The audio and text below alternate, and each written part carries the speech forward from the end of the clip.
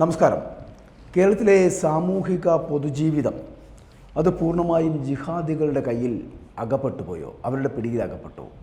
ഏറെക്കുറെ അതേ എന്ന ഉത്തരമാണ് കേരളത്തിലെ പല സംഭവ വികാസങ്ങൾ പൂർണ്ണമായും ശ്രദ്ധിക്കുന്നവർക്കും ഒപ്പം തന്നെ രാഷ്ട്രീയ നിരീക്ഷകർക്കും നൽകാൻ ഉണ്ടാവുക എന്ന് പറയാതിരിക്കാൻ കഴിയുന്നില്ല. സൃഷ്ടിക്കുന്നതും കഴിഞ്ഞ ദിവസങ്ങളിലൊക്കെ ഉണ്ടായ ഒന്നോ രണ്ടോ സംഭവങ്ങൾ നമ്മൾ ശ്രദ്ധിക്കുക. കേരളത്തിൽ ഉടനീളമുള്ള ജിഹാദി സ്വാധീനത്തിൻ്റെയും അത് സൃഷ്ടിക്കുന്ന തെറ്റായ കീഴ്വഴക്കങ്ങളുടെയും ഒക്കെ ഒരു സൂചനയാണ് അത് നൽകുന്നത്. ഇവിടെ നമ്മൾ ഏറ്റവും കൂടുതൽ പ്രസക്തമാകുന്ന കാര്യമെന്ന് പറയപ്പെടുന്ന സംസ്ഥാന ഭരണകൂടവും ഇവിടുത്തെ മുഖ്യമന്ത്രി പിണറായി വിജയനും അദ്ദേഹം ഭരിക്കുന്ന ആഭ്യന്തര വകുപ്പും ജിഹാദികൾക്കും ഭീകരവാദികൾക്കും നൽകുന്ന പൂർണ്ണമായ പിന്തുണയെയാണ്. ഈരാറ്റുപേട്ടയും പൂഞ്ഞാറും പാകിസ്ഥാൻ്റെ ഭാഗമാണ് എന്നും അവിടുത്തെ പോലീസ് സംവിധാനം എന്ന് പറയപ്പെടുന്നത് ജിഹാദികളുടെ അടിമപ്പണി ചെയ്യുന്നവരാണ് എന്നും അത്തരത്തിലുള്ള ചിന്ത അല്ലെങ്കിൽ വിശ്വാസം അതാണ് കേരളത്തിലെ പൊതുസമൂഹത്തിൽ ഉരുത്തിരിഞ്ഞുകൊണ്ടിരിക്കുന്നത് എന്ന് പറയേണ്ടി വരുന്നു. നാണക്കേടാണ് എന്ന് കൂടി പറയട്ടെ. കഴിഞ്ഞ ദിവസം പൂഞ്ഞാർ സെൻറ്റ് മേരീസ് ഫെറോന പള്ളി അങ്കണത്തിൽ കടന്നു കയറിയ ജിഹാദികൾ ഇത് ആദ്യത്തെ തവണയല്ല കേട്ടോ ഇങ്ങനെ കടന്നു കയറുന്നത്. അവിടെ ആരാധനയ്ക്കും വിശ്വാസികൾക്കുമൊക്കെ വിലങ്ങുതടിയാകുന്നതും പ്രശ്നങ്ങൾ സൃഷ്ടിക്കുന്നതുമൊക്കെ ആദ്യമായിട്ടല്ല. പക്ഷെ അത്തരത്തിൽ സംഭവിച്ചു. പക്ഷേ ജിഹാദികൾക്ക് അടിപ്പെട്ട കേരള പോലീസ് ഭരണകൂടത്തിൻ്റെ നിർദ്ദേശാനുസരണം ആയിരിക്കണം ഇക്കാര്യത്തിൽ യാതൊരു നടപടിയും സ്വീകരിച്ചിട്ടില്ല എന്ന് കൂടി പറയട്ടെ. പോപ്പുലർ ഫ്രണ്ടിൻ്റെ നിരോധനത്തോടെ ഈ പത്തിയൊക്കെ അടക്കി വെച്ച് ഉൾവളഞ്ഞിരുന്ന ജിഹാദികൾ വീണ്ടും ഭണമുയർത്തി ആടാൻ തുടങ്ങുന്നു. ഭണമുയർത്തി ജനങ്ങളെയും ജീവിതത്തെയും ഒക്കെ ഭീഷണിപ്പെടുത്തുന്നത് പുനരാരംഭിച്ചിരിക്കുന്നു എന്ന് പറയേണ്ടി വരുന്നു. അതാണ് ഞാൻ പറഞ്ഞത്. കഴിഞ്ഞ ദിവസം സെൻറ്റ് മേരീസ് ഫെറോന പള്ളി അങ്കണത്തിൽ ഏതാണ്ട് 30-ലേറെ പേരെയാണ് അവിടെ കടന്നു കയറി ആക്രമണം ഉണ്ടാക്കിയത്. അവിടെ വിശ്വാസികളുടെ പ്രാർത്ഥനയ്ക്കും അവരുടെ സ്വൈര്യവിഹാരത്തിനുമൊക്കെ ഭംഗം വരുത്തിക്കൊണ്ട് കാർ റേസിംഗ്, ബൈക്ക് റേസിംഗ് എത്തുമ്പോൾ നടത്തുന്ന ഒരു സാഹചര്യമാണ് അവിടെ ഉണ്ടായിരിക്കുന്നത്. പള്ളിയങ്കണം പൊതു സ്വത്തല്ല, പഞ്ചായത്ത് വകയുമല്ല. റേസിങ്ങിന് വന്ന ഏതെങ്കിലും സുലാപ്പികളുടെ പിതൃസ്വത്തുമല്ല എന്ന് പറയട്ടെ. അവൻ്റെ ഒന്നും അച്ഛനുണ്ടാക്കിയതല്ല എന്നർത്ഥം. ഒരു അന്യമതത്തിൻ്റെ ആരാധനാലയത്തിൽ അവർ സ്വൈര്യമായി ആരാധന നടത്തുമ്പോൾ മറ്റു മതസ്ഥർ കടന്നു കയറി പ്രശ്നങ്ങൾ സൃഷ്ടിക്കുകയും സ്വച്ഛന്തവുമായിട്ടുള്ള ആരാധനയെ തകർക്കുവാനും തടസ്സപ്പെടുത്തുവാനും ശ്രമിക്കുന്നത് മതസ്പർദ്ധ സൃഷ്ടിക്കുന്നതും കേരളത്തിൻ്റെ പാരമ്പര്യത്തെ തകർക്കുന്നതും അല്ലേ എന്നൊരു ചോദ്യം ഉണ്ടാകുന്നില്ലേ? അത്തരത്തിൽ ചിന്തിക്കേണ്ടതല്ലേ? എന്തുകൊണ്ടാണ് കേരള പോലീസ് ആ രീതിയിൽ ഈ സംഭവത്തെ കണ്ട് അന്വേഷണം നടത്തി പ്രതികളെ അല്ലെങ്കിൽ കുറ്റക്കാരെ പിടിക്കുന്നതിന് പകരം ഇതൊക്കെ ഈ സംഭവ വികാസങ്ങൾക്ക് ഇങ്ങനെ മൂടിവെക്കാൻ ശ്രമിക്കുന്നത് എന്തുകൊണ്ടാണ്?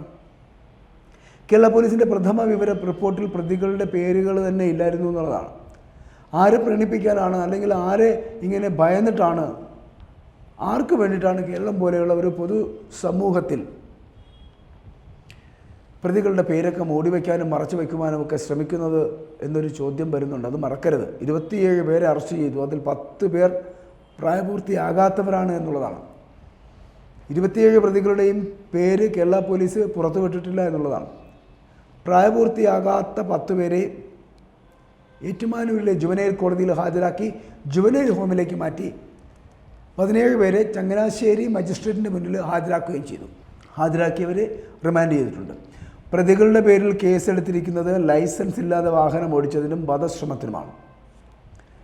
മതസ്പർദ്ധ സൃഷ്ടിക്കുവാനുള്ള ശ്രമത്തിനെതിരെ ഇതുവരെ കേസെടുത്തിട്ടില്ല എന്നുള്ളതാണ്. യഥാർത്ഥത്തിൽ അതല്ലേ ഇവിടുത്തെ യഥാർത്ഥ വിഷയമെന്ന് പറയപ്പെടുന്നത്. പള്ളി കോമ്പൗണ്ടിൽ കടന്നു കയറി റേസിംഗ് നടത്തിയവരെ പറഞ്ഞു വിലക്കാൻ ചെന്ന സെൻറ്റ് മേരീസ് ഫെറോന പള്ളിയിലെ തന്നെ അസിസ്റ്റൻ്റ് വികാരിയായിട്ടുള്ള ഫാദർ ജോസഫ് ആറ്റുചാലിനെ അക്രമികൾ വണ്ടി ഇടിച്ച് പരിക്കേൽപ്പിക്കുകയായിരുന്നു, കൊല്ലാൻ ശ്രമിക്കുകയായിരുന്നു. കഴിഞ്ഞ വെള്ളിയാഴ്ച ഉച്ചയ്ക്ക് നടന്ന സംഭവമാണിത്.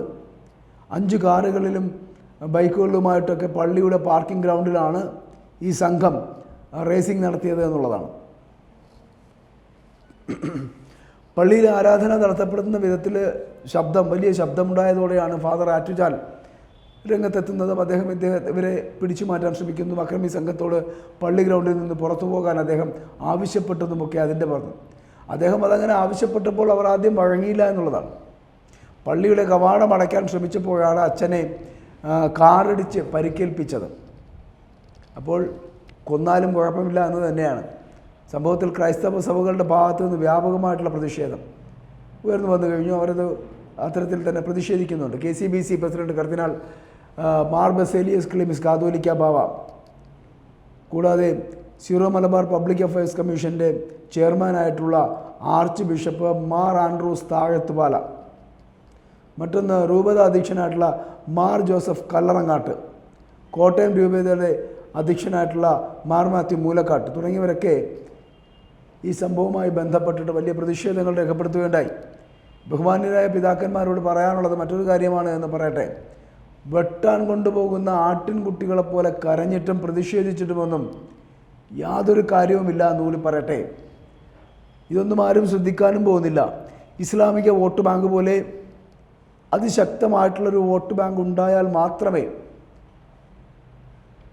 കേരളത്തിലെ ഭരണത്തിന് തീവ്രവാദ പിന്തുണ അനിവാര്യമാണെന്ന് കരുതുന്ന ഒരു വിഭാഗം ഭരണമുന്നണി എന്ന് പറയപ്പെടുന്ന സംവിധാനം നിങ്ങളുടെ പ്രതിഷേധം കാണുകയുള്ളൂ എന്ന് പറയാതിരിക്കാൻ തരമില്ല. അത് മനസ്സിലാക്കാൻ ക്രൈസ്തവ സമൂഹത്തിന് ഈ സംഭവം വെളിച്ചം പകരണം എന്ന് തന്നെയാണ് പ്രാർത്ഥന എന്നുകൂടി പറയുകയാണ്. കഴിഞ്ഞ ആഴ്ച തിരുവനന്തപുരത്തുണ്ടായ മറ്റൊരു സംഭവം കൂടി പറഞ്ഞ് നമുക്ക് അവസാനിപ്പിക്കാം. അത് ഇതിനൊപ്പം കൂട്ടിച്ചേർക്കാതിരിക്കാൻ കഴിയുന്നില്ല കേട്ടോ. കാരണം ഇസ്ലാമിക ശരീഅത്തനുസരിച്ച് മുസ്ലിങ്ങളല്ലാത്ത പുരുഷ ഡോക്ടർമാർ സ്ത്രീകളെ പരിശോധിക്കുന്നതും ചികിത്സിക്കുന്നതും മതവിരുദ്ധമാണെന്ന് അല്ലെങ്കിൽ അഥവാ ഹറാമാണെന്ന് വിശ്വസിക്കുന്ന ഒരു സമൂഹം കൂടി കേരളത്തിൽ വളർന്നു വരുന്നു. എന്തൊരു ഗതികേടാണല്ലേ. ഇത് നടക്കുന്നത് തിരുവനന്തപുരം ജില്ലയിലെ നേമത്ത് താമസിച്ചിരുന്ന പാലക്കാട് തിരുമിറ്റക്കോട് പുത്തൻ പീടികയിൽ ഷമീറ ബീവി. ആ ഷമീറ ബീവി നവജാത ശിശുവും കാരയ്ക്ക മണ്ഡപത്തെ വീട്ടിൽ വെച്ച് പ്രസവത്തെ തുടർന്ന് മരിക്കേണ്ട സാഹചര്യം ഉണ്ടാകുന്നു. നേരത്തെ സിസേറിയൻ നടത്തിയ ഷമീറയെ ആശുപത്രിയിൽ കൊണ്ടുപോകേണ്ട എന്ന് പറഞ്ഞ് ഭർത്താവും ഒരു വ്യാജ അക്യുപഞ്ചർ ഡോക്ടറും കൂടി ചികിത്സിക്കുകയുണ്ടായിരുന്നു എന്നുള്ളതാണ് വസ്തുത. പ്രസവ സമയത്ത് രക്തം വാർന്ന് ചികിത്സ കിട്ടാതെയാണ് ഷമീറ മരണമടഞ്ഞത് എന്നുള്ളതാണ് വസ്തുത. ഭർത്താവ് നയാസും വ്യാജ ഡോക്ടർ ഷിഹാബുദ്ദീനും അറസ്റ്റിലാവുകയും ചെയ്തു.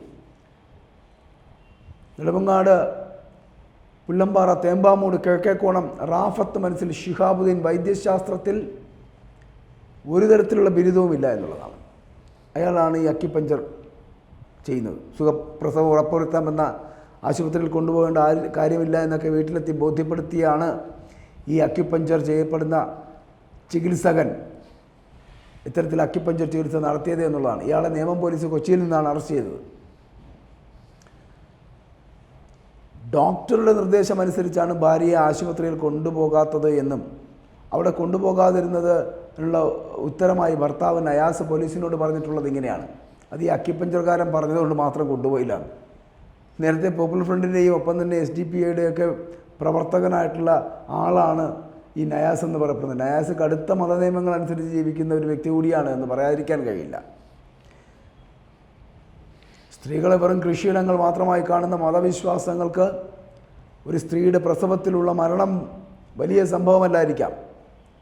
പക്ഷേ മുത്തലാഖും ഈ തരത്തിൽ വൈദ്യശാസ്ത്രത്തിനും ഒപ്പം തന്നെ പ്രതിരോധ കുത്തിവയ്പ്പുകൾക്കും എതിരായ നീക്കങ്ങൾ, നിലപാടുകൾ നമ്മെ എവിടെ എത്തിക്കും എന്നുള്ള കാര്യങ്ങൾ ചിന്തിക്കേണ്ടതാണ്. ഇത് വെറും മതവിശ്വാസത്തിൻ്റെ കാര്യമാണ് എന്ന് പറഞ്ഞ് തലയൂരാൻ ഈ പൊതുസമൂഹത്തിനോ ഒപ്പം തന്നെ ഭരണകൂടത്തിനോ കഴിയുമോ എന്ന് കൂടി ചിന്തിക്കുക. അടുത്തിടെ ഫ്രാൻസിലടക്കം നമ്മൾ ഈ തീവ്രവാദവുമായി ബന്ധപ്പെട്ട് തീവ്രവാദത്തിനും മതമൗലികവാദത്തിനും എതിരെയൊക്കെ സ്വീകരിച്ച വളരെ ശക്തമായിട്ടുള്ള നിലപാടുകളുണ്ട്. അത് നമ്മുടെ മുമ്പിൽ തന്നെയുള്ള കാര്യങ്ങളാണ്. മതപരമായ ആരാധനകൾക്കും വിശ്വാസങ്ങൾക്കും അപ്പുറത്ത് സാധാരണക്കാരുടെ ജീവിതത്തിന് ഹാനികരമായിട്ടുള്ള ഇത്തരം അനാചാരങ്ങൾക്കും അന്ധവിശ്വാസങ്ങൾക്കും എതിരെ നമ്മൾ ശക്തമായ നടപടിയെടുക്കുവാനുള്ള ബാധ്യത അത് ഭരണകൂടത്തിനില്ലേ എന്ന് ചോദിക്കേണ്ടി വരുന്നു. ജിഹാദികളുടെ ഇത്തരത്തിലുള്ള സ്വാധീനത്തിന് പൊതുസമൂഹം എങ്ങനെ വഴങ്ങുകയും വിധേയരാവുകയും ചെയ്യുന്നു എന്നതാണ് ഇവിടുത്തെ ഉയരുന്ന ഏറ്റവും വലിയ പ്രധാനമായ ചോദ്യം. ഒരു ക്രൈസ്തവ ആരാധനാലയത്തിൽ കടന്നു കയറി അവരുടെ ആരാധനയെയും വിശ്വാസത്തെയും ഒക്കെ ഒപ്പം തന്നെ അവരുടെ സ്വകാര്യതയെയും ചോദ്യം ചെയ്ത് ബൈക്ക് റേസിംഗ് നടത്തുവാനുള്ള അധികാരം ആരാണ് ഇവർക്ക് നൽകിയത് എന്ന് ചോദിക്കണ്ടേ? കേരളത്തിലെ ക്രൈസ്തവ സമൂഹത്തിന് ആ ക്രൈസ്തവ സമൂഹത്തിന് മാത്രമല്ല ഹിന്ദു സമൂഹത്തിനും ജിഹാദി തീവ്രവാദികൾക്ക് വിധേയരാകാത്ത നല്ല ഇസ്ലാം മതവിശ്വാസികൾക്കുമൊക്കെ ഈ പറഞ്ഞ കാര്യം ഒരു മുന്നറിയിപ്പാണ് എന്ന് പറയട്ടെ. ലവ് ജിഹാദ് വന്ന് സ്വന്തം സമുദായത്തിലേക്ക് എത്തിയപ്പോഴാണ് ക്രൈസ്തവ സമൂഹത്തിന് അതിൻ്റെ ഭീകരത എന്താണ് എന്ന് മനസ്സിലായത് എന്നുള്ളതാണ്. ഇന്ന് ജിഹാദികൾക്ക് സ്വാധീനമുണ്ടാകുന്ന മേഖലകളിൽ മറ്റു മതസ്ഥർക്ക് ധൈര്യമായി ജീവിക്കുവാനും ആരാധന നടത്തുവാനുമുള്ള അവകാശങ്ങൾ ഇല്ലാതാകുന്നു എന്ന കാര്യം എല്ലാവരും തിരിച്ചറിയേണ്ടതുണ്ട് എന്ന് പറയട്ടെ. ഭാരതത്തിൻ്റെ ഭാഗമായിരുന്ന കിഴക്കൻ ബംഗാളിൽ അവിടെ പാകിസ്ഥാനായപ്പോൾ വന്ന മാറ്റം നമ്മൾ കണ്ടതല്ലേ. തകർക്കപ്പെട്ട ആരാധനാലയങ്ങളും ഒപ്പം തന്നെ ബൈബിൾ വായിച്ചതിന് മതനിന്ദ ആരോപിച്ച് അറസ്റ്റ് ചെയ്തതുമൊക്കെ നമുക്കറിയാവുന്നതാണ്. അവളെ കൊല്ലൂ എന്ന് ആക്രോശിച്ച് ജിഹാദികൾ എത്തിയതും നമ്മൾ കേട്ടതാണ്. ഇതൊക്കെ നമ്മുടെ മുമ്പിലെ ചില സംഭവവികാസങ്ങളാണ്. എല്ലാ മതത്തെയും എല്ലാ വിശ്വാസങ്ങളെയും ഒരുപോലെ സഹർഷം സ്വീകരിച്ച കേരളത്തിൻ്റെ പൊതുസമൂഹത്തിന് മുന്നിലാണ് ഇത്തരത്തിലുള്ള ചോദ്യങ്ങൾ ഉണ്ടാകുന്നത്. ആ പൊതുസമൂഹത്തിന് മുന്നിൽ ജിഹാദികൾ ഇത്തരം ഭീകരതയുമായി വരുമ്പോൾ സംഘടിതമായ ശക്തിയിലൂടെ ഇവരെ ചെറുത്തു തോൽപ്പിച്ചേ കഴിയൂ എന്ന് നമ്മൾ പ്രതിജ്ഞ എടുക്കേണ്ടിയിരിക്കുന്നു. അതിനായി കേരളത്തിലെ ജിഹാദികളല്ലാത്ത നല്ല മുസ്ലിങ്ങളും ക്രൈസ്തവരും ഒന്നിച്ചേ പറ്റൂ, അല്ലെങ്കിൽ ഒന്നിച്ച് നിന്നുകൊണ്ട് മുന്നോട്ട് പോകേണ്ട ഒരു സാഹചര്യമാണുള്ളത്. ആരെയും ആക്രമിക്കാനല്ല, ജിഹാദികളുടെ മനോഭാവത്തെ ചെറുത്തു തോൽപ്പിച്ചുകൊണ്ട് അവിടെ സമന്വയത്തിൻ്റെയും സർവമത സൗഹാർദ്ദത്തിൻ്റെയും അന്തരീക്ഷം സൃഷ്ടിക്കുവാൻ നമുക്കിതുകൊണ്ട് അനിവാര്യമാണ് എന്നുള്ളതാണ്. അതുകൊണ്ട് അത് സൃഷ്ടിക്കപ്പെടുക തന്നെ വേണം. ജഗന്നർ മൗലവിയുടെ സ്വപ്നമായിരുന്നു ഇതെന്ന് ഈ ഇത്തരത്തിലുള്ള ചിന്താഗതി എന്ന് പറയപ്പെടുന്നത്. സർവമത സത്യവാദം എന്ന ഗ്രന്ഥം എഴുതി 10 ദിവസത്തിനുള്ളിൽ മരണത്തിന് മുമ്പിൽ കീഴടങ്ങേണ്ടി വന്ന മൗലവിയെ നമുക്ക് ഓർക്കാതിരിക്കാൻ കഴിയില്ല. ആ മൗലവിക്ക് നൽകുന്ന ഏറ്റവും വലിയ ആദരം കൂടിയായിരിക്കും നമ്മൾ ഈ പറയുന്നത്. ഇടതുപക്ഷ സർക്കാർ ജിഹാദികൾക്ക് പൂർണ്ണമായിട്ടും കീഴടങ്ങിയിരിക്കുന്നു എന്ന് പറയേണ്ടി വരും. ജിഹാദി വോട്ട് ബാങ്കിനെ ലക്ഷ്യമിട്ട് അതിനെ തൃപ്തിപ്പെടുത്തുന്നതിന് വേണ്ടി അവർ മുന്നോട്ട് പോകുന്നത് അതിനു വേണ്ടിയിട്ട് മാത്രമാണ് എന്ന് പറയേണ്ടി വരും. അതിൻ്റെയൊക്കെ സൂചനകൾ കൂടിയാണ് ഇത് എന്ന് ഓർമ്മപ്പെടുത്തുക. അതുകൊണ്ട് തന്നെ എതിർപക്ഷത്ത് ശക്തമായിട്ടുള്ള ഐക്യനിര വളർത്തിയെടുത്തേ മതിയാകൂ എന്ന് നമ്മൾ പറയുമ്പോൾ നമ്മൾ ചിന്തിക്കേണ്ടത് എത്രമാണ്. ജിഹാദികളുടെ വളർച്ച കൊണ്ട് കേരളത്തിലെ പൊതുസമൂഹത്തിലുണ്ടാകുന്ന ഏതെങ്കിലും തരത്തിലുള്ള മാനഹാനി, നഷ്ടം, അക്രമം ഉള്ളവ ഉണ്ടാകുമ്പോൾ അതിൽ നിന്ന് മുക്തി നേടാൻ നമ്മൾ സ്വയം പ്രതിരോധം തീർക്കേണ്ടി വന്ന ഒരു കാലഘട്ടത്തിലൂടെ കടന്നു പോകുന്നു. അല്ലെങ്കിൽ പിണറായി വിജയനെ പോലൊരു നേതാവ് ഇവിടെ ഭരിക്കുമ്പോൾ അദ്ദേഹവും അദ്ദേഹത്തിൻ്റെ ആഭ്യന്തര വകുപ്പും ആ ആഭ്യന്തര വകുപ്പിലെ പോലീസും ഈ സംവിധാനങ്ങൾക്ക്, ജിഹാദികളുടെ ഇത്തരത്തിലുള്ള വിളയാട്ടങ്ങൾക്ക് കൂച്ചുവിലങ്ങിടേണ്ടതുണ്ട് എന്ന് പറയാതിരിക്കാൻ കഴിയില്ല. ഉണർന്നു പ്രവർത്തിക്കാൻ ഇനിയെങ്കിലും കഴിയട്ടെ കേരള പോലീസിന്, ഈ ആഭ്യന്തര വകുപ്പിന്. അല്ലെങ്കിൽ ജിഹാദികൾക്ക് കൂട്ടുനിൽക്കുന്ന ഈ അന്തംകമ്മി കൂട്ടങ്ങളായി മാറുകയും ഒപ്പം തന്നെ കേരളത്തിലെ മുഖ്യമന്ത്രിയെയും ജിഹാദികൾക്ക് കൂട്ടുനിൽക്കുന്നു എന്ന് പറയപ്പെടേണ്ടി വരുന്ന ഒരു സ്ഥിതിവിശേഷത്തിലേക്കും എത്തും. അതുകൊണ്ട് അതുണ്ടാകാതിരിക്കട്ടെ.